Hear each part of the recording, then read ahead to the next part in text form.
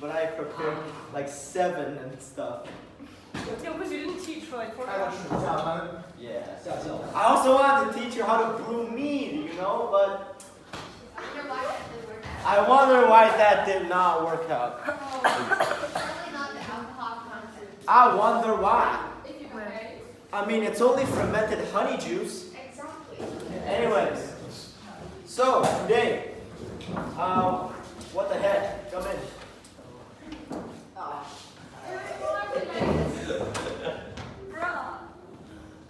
Maybe not the last one. No problem, no problem. Okay, so today, welcome to happy, fun Norse culture. I forgot which class this was. Today we're going to be talking about the Viking social structure. So there are a total of 3 classes. Now there are 4 here, but really these 2 are basically the same. So there's the earls, or the jarls. There's the carls. Carl. Yes, Carl. There's the carls, and there's the Slavs. I mean slaves, right there. Bottom of the food chain. Kings, mostly jarls and stuff. We don't count that as a class. Anyways, so earls. There's the top of the social chain, basically. Now they're basically chieftains and warlords. You know, because Viking society, like the more powerful ones, they get like a lot of their economy from like pillaging goods and trading those pillaged goods with the pillaged cities that they pillaged from. Anyways, however, because they pillage stuff, you know, so they're rich, you know, they're very rich, right? They had great wealth and a lot of loyal warriors through their success in raiding and pillaging. So, you know, it's like, they're just so good, you know. So when aristocracy was introduced to Viking culture, they became the high lords and ladies, you know, and feudal lords basically, when Viking culture developed like one step further. Now, the second one would be the free people, the carls. Now, this is most people in Viking culture, like 96%, 95, 96%. Boom, all carls. Now, most were farmers. Now, rich farmers. Yeah. Now, rich farmers own land. You know, it's really like industrial England, really. So basically, you're gonna have rich landowners, rich farmers, and the rich farmers would rent their land to like poorer farmers. But the poor farmers would need to work for them, like they would need to give them crops and stuff, while also like need to maintain their own like wealth basically. So it's capitalism. It's all capitalism. You know, other men did other specializations basically. Now, so warriors, you know. No, we're not interested in farmer life. We are here for Farming Simulators 3.0, I mean pre-alpha, beta, because you know it's anyways. So warriors, you know, these are the ones that you guys are interested in. Very nice. So the warriors came from free people, basically. Most warriors, you know, they don't really like battle. You know, they're just poor. They're just poor guys trying to, you know, make other people poor so they can be rich, basically. So they don't really keep the goods that they pillage. They would usually just give their goods to like chieftains or like their leaders so they can acquire land. You know, they can start a small farm, a small ranch, you know, farmer's life, peaceful life, you know. So most of these Viking warriors are made up of people who couldn't get any inheritance. You know? So for example, if Ray's dad had 50 wives and he had 600 other brothers and sisters, then all he'll get from his father would be, I don't know, have a slipper or something. So, you know, he ain't got no money, he ain't got no outcome of life, outlook, so you're just gonna enlist, you know? That's it. Anyways, now here comes the lowest class, slaves. Unconditionally working class, very nice. Basically, this is the lowest social class. You know, they usually work for farmers or sold, you know, because they're a merchandise. They can be sold, you know, in their own village or abroad in the slave trade, you know, because at that time it's the 1300s, 1200s, something. It's a long time, you know, the duration.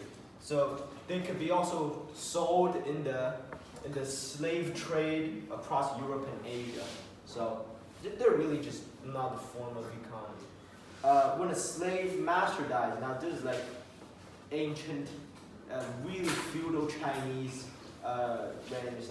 Really, it's everywhere. So basically, when a slave master dies, the slaves, like their slaves, will be buried alive with them to accompany them to the afterlife.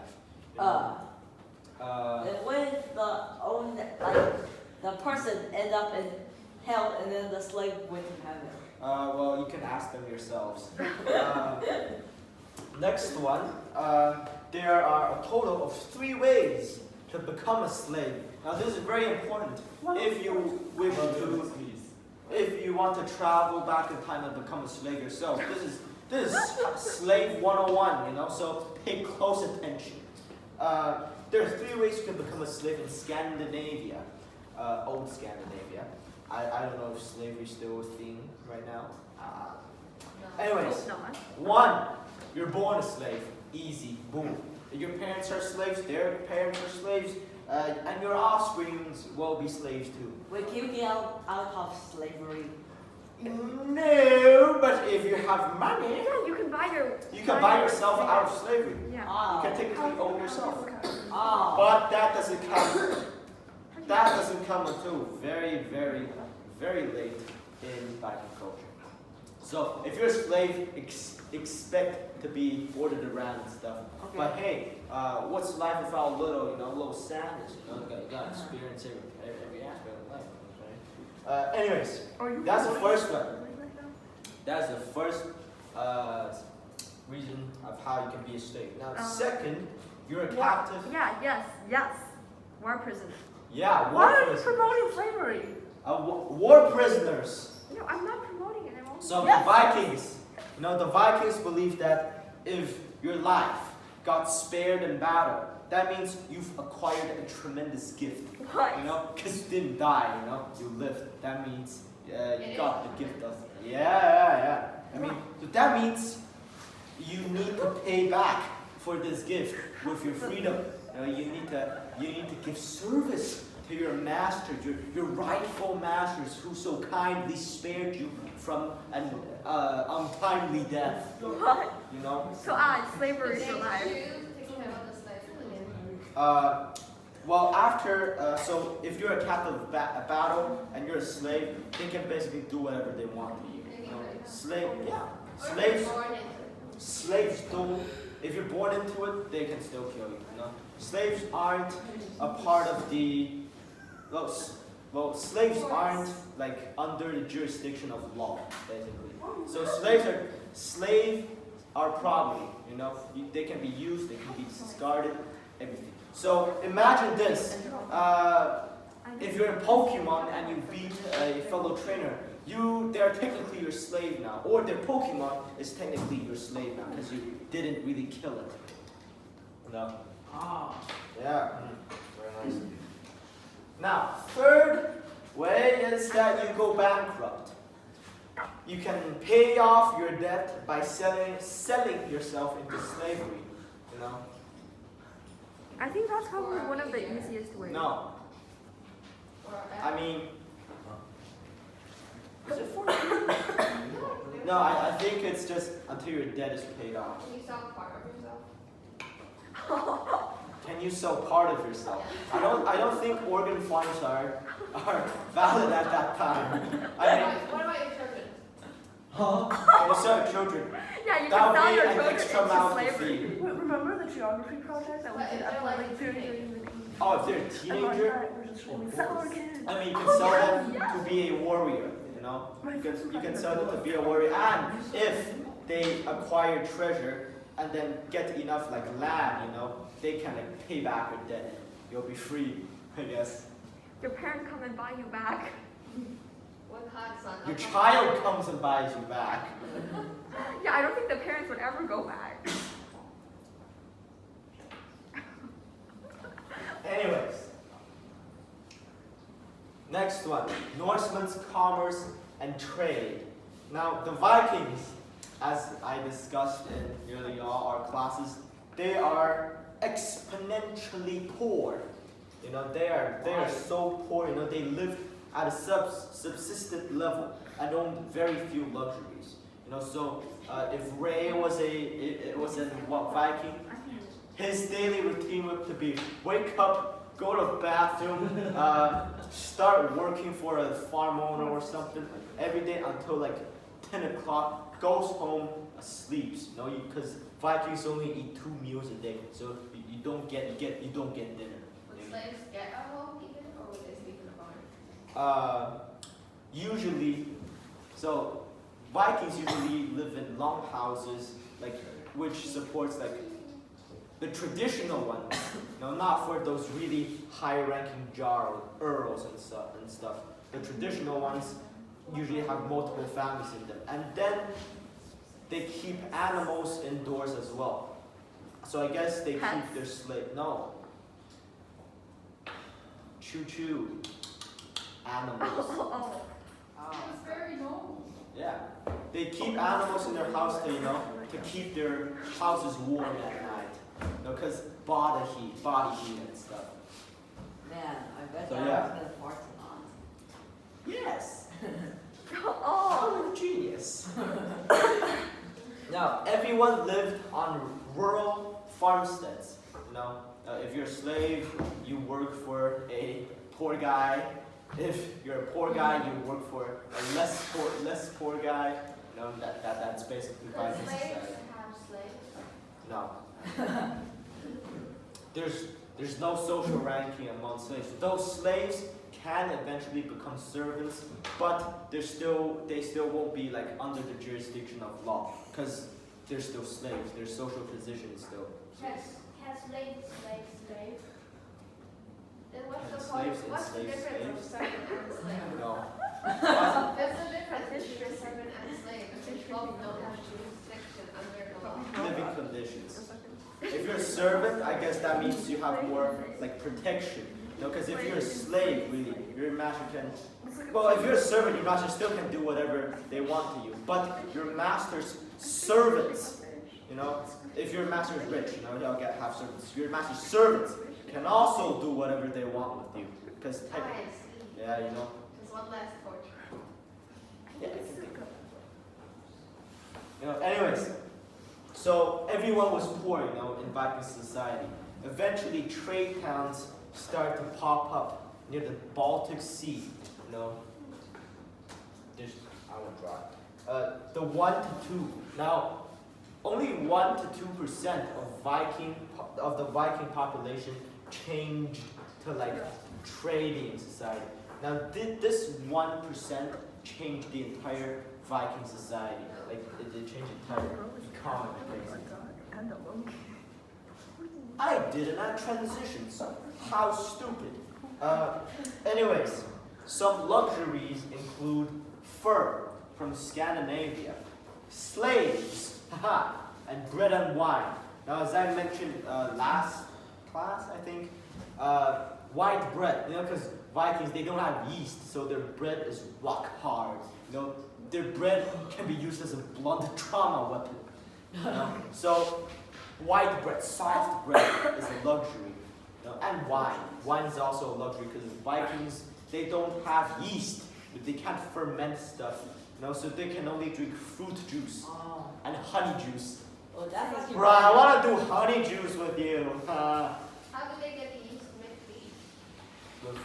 To make what? No, trade. Alright. Trade. Now, finally, we go on to the Norsemen's clothing and jewelry. So their clothes mainly consist of wool and flax. So flax is basically a soft thing under it, I think.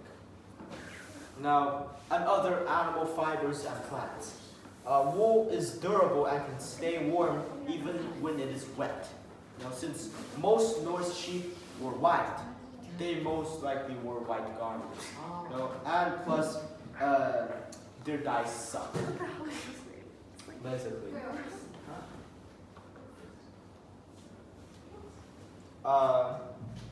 You know shawl?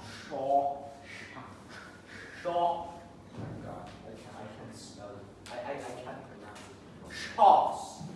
So you have a guy here, you know, like those type of clothes where you like,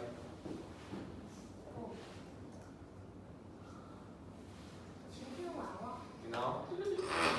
No, they're like shawl. Yeah, shawls. Yes, shawl. Yeah. Usually peasants wear shawls as a jacket. Shawl. Right, I can't pronounce it. S-H-A-W-L. I know. Yeah, shawl, I can't. Shawl. Shawl. Shawl. Shawl. Shawl. Shawl. Yeah. Anyways, they wore layered clothing. You know, they wore linen for underwear because it is the most comfortable against that skin. You know, for skin against wool. You know, only the rich wore silk as underwear. You know, because it was pretty damn expensive. You know, so they wore, you know, yama. You know the texture of yama. Ah, yes. They wore that as underwear. But those really That's like so- prickly yama. That's so uncomfortable. What's a Well- yama? What's a yama? It is. Is it like linen or something? Yeah, like, Linen. is it linen? I don't know. So you're poor, deal with it. That's how you get on, man. They have. Anyways, so they wore cloaks made from fur. Now, they used to dye their clothes, but their dyes suck. And their clothes return to their natural colors after a while. Wow. So you know what I would imagine from this? I would imagine like just this really buff Viking dude. You know, he has this like little tunic. You know, like this shirt on him. You know, he's so buff, man. You know, like 24K pure muscle. You know, and he's bloodthirsty. He's a great warrior. You know, he's killed hundreds of men in battle. So you know, he tried to dye his clothes red. You know, to like symbolize the blood from his enemies. And then after a while, it just weathers and turns pink. But they would turn. Yeah, but then the clothes would get really crumbly. Believe me, once I've blood all over my school jacket, and it just hardened. A lot. I don't think it gets crumbly. It's just It doesn't. Yeah, it doesn't get crumbly, but it just hardens. And you're not really getting what you pay for it, though. Now they make shoes from goat skin and will be wrapped around the ankle. So they don't really have like those like shoes that they can like put on. You know, they have like a little lodge for the shoes. They put their foot in and they wrap their feet around it, and then they like put a layer put it in like a boots from goat skin, but not really boots. You know, it's just like a leather wrapping, basically. They were hats and gloves made out of leather and would have hair bands. Now, men's clothing consisted of a shirt, trousers, and tunic over the shirt. If they wore short trousers, they would wear like a woolen pants to cover up the rest of their legs. You know, and they made belts out of bronze or silver and and attached little sacks to their belts, like utility sacks, like that.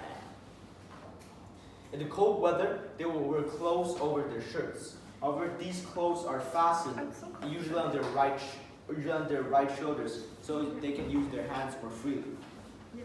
That's why you often see depictions of like Viking clothes. I'm going to use Bob as an example again. That's why you usually see depictions of them. Oh, this is very nice. Very nice. Here you have.